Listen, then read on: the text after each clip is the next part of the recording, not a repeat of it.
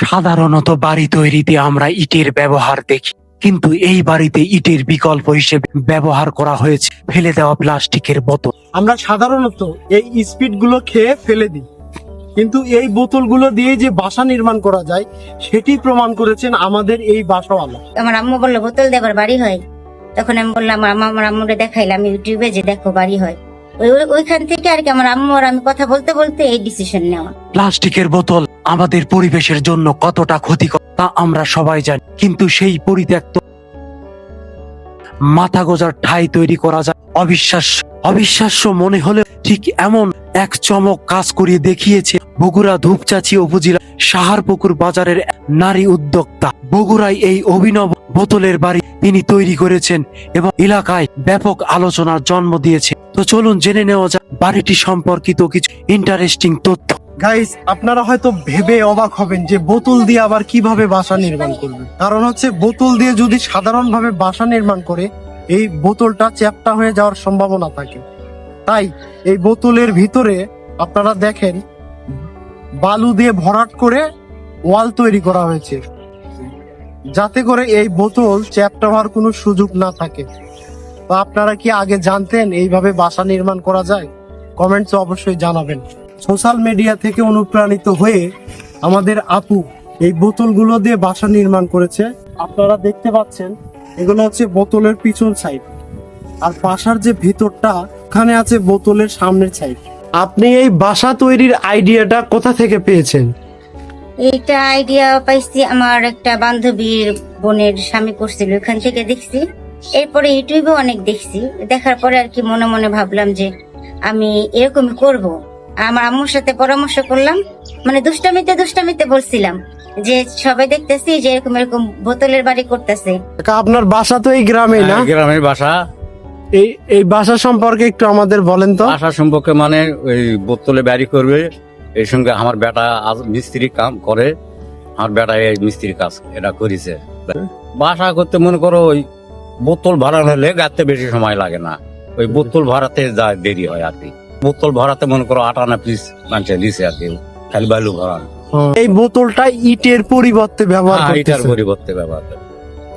বাড়িটা ঠান্ডা থাকে বলে বোতল বাড়ি করলে। এই বোতলের বাসায় থেকে কি অন্যান্য বাসার থেকে আরাম লাগছে? হ্যাঁ, আমার কাছে তো ভালো লাগতেছে। যেমন আপনার রোদটা আমার কাছে কম লাগে। বিল্ডিং বাড়িতে যেমন ইটের দেওয়ালটা অতিরিক্ত গরম হয়, আর এটা আপনার বালুটা থাকার কারণে গরম কম লাগে।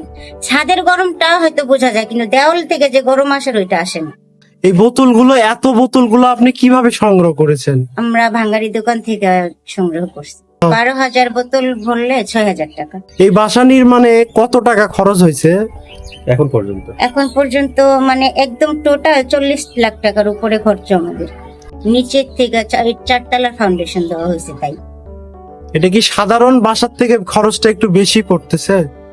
ইটের খরচটা কম, মানে ইট যদি কিনতাম না, আপনার এই ফ্ল্যাট করতে ইটা লাগবে নাকি 5,000, মিস্ত্রির আইডিয়াতে বলে যে 6,000 ইটা লাগবে। তাহলে আমার 30,000 বোতলে এই ফ্ল্যাটটা কমপ্লিট হবে, আর 30,000 বোতলের দামই আপনার 30,000 টাকা। আর আমি যদি ইটা নিতে যাই তাহলে আপনি হিসাব করেন 6,000 ইটার দাম কত হয়।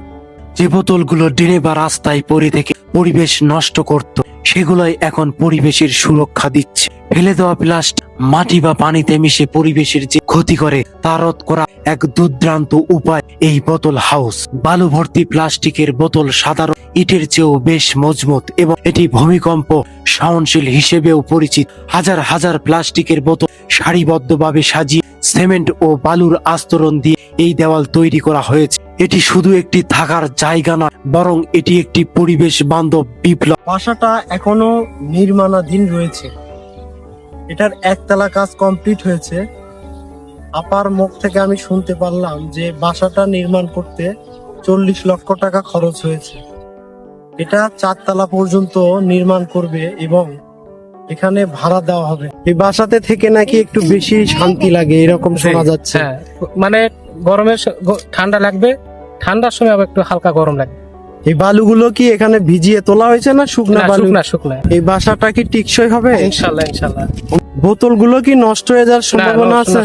সেও টেকসই বেশি দিবে, কারণ এটা অনেক জায়গায় অনুসন্ধান তারা করছে, দেখছে বা পরীক্ষা করছে, ওখানে পাইছে যে এটা হলো 1000 বছর বেশি এরা টেকসই। বগুড়ার ধূপচাচিয়া উপজেলা গোবিন্দপুর গ্রামের 4% জমির উপর প্লাস্টিকের বোতল দিয়ে এই দৃষ্টিনন্দন ও পরিবেশ বান্ধব বাড়ি নির্মাণ করা হয়েছে। এই বোতল বাড়ি নির্মাণে পরিত্যক্ত প্লাস্টিকের বোতল ব্যবহার করা হয়েছে, যা স্থানীয়ভাবে বেশ কৌতূহলের সৃষ্টি করেছে। আমি বাসার যে মালিক তার সঙ্গে কথা বলে জানতে পারি বাসাটি 4 তলার ভিত দেওয়া হয়েছে এবং নিচতলা কমপ্লিট হওয়ার এবং একটি মাত্র ইউনিট সম্পূর্ণ হয়েছে। সেখানে তারা নিজেরা বসবাস করত। তার বান্ধবীর কাছ থেকে অনুপ্রাণিত হয়ে এবং ইউটিউব এবং ফেসবুক থেকে কিছু বাসার ভিডিও দেখে এই বাসা নির্মাণ আইডিয়াটা পায়। পরবর্তীতে শখের বসে এই গোবিন্দপুর গ্রামে একদম প্রত্যন্ত গ্রামের মাঝে এই বাসাটা নির্মাণ করে তারা নিরিবিলিতে থাকার জন্য। আমাদের বাসা হয়েছে ঢাকায়। ঢাকায়? হ্যাঁ, তো সায়দাবাদ। ঢাকা সায়দাবাদ। এখানে এই ফাঁকা মাঠের ভিতরে এরকম বাসা করার আইডিয়াটা কোথা থেকে আসলো? এই বাড়িটা আসলে কি, আমরা ঢাকায় থাকি তো মাঝে মধ্যে আমরা বেড়াইতে আসি, যেহেতু আমাদের নানা নানি বাইচা নাই, মামাদের কাছে আসে, সবার ফ্যামিলি তো আর একরকম হয় না। তো আমরা ঢাকা থেকে বেড়াইতে এসে কখনো খালার বাসায় উঠি, কখনো মামার বাসায় উঠি। এই জন্য আমার মারে বললাম যে আমাদের বাসা তো ঢাকায় আছে, গ্রামে যে মানুষের বাসায় বাসায় না উঠা আমরা নিজেরা একটা বাড়ি করি, ভাড়া দিয়ে আসবো। আমরা মাঝে মাঝে আর কি বেড়াইতে আসলে আর তুমি যদি থাকো তাহলে তুমি ওই জায়গায় থাকো। এই জন্য আসে এই বাসাটা করা। এই বাসা কি ভাড়া দেওয়ার কোনো আইডিয়া আছে? হ্যাঁ হ্যাঁ, এটা তো 4 তলা হবে, আমরা ভাড়াই। 4 তলায় একদম এই বোতল দিয়ে করার হ্যাঁ, বোতল ইচ্ছা দিয়ে। আছে।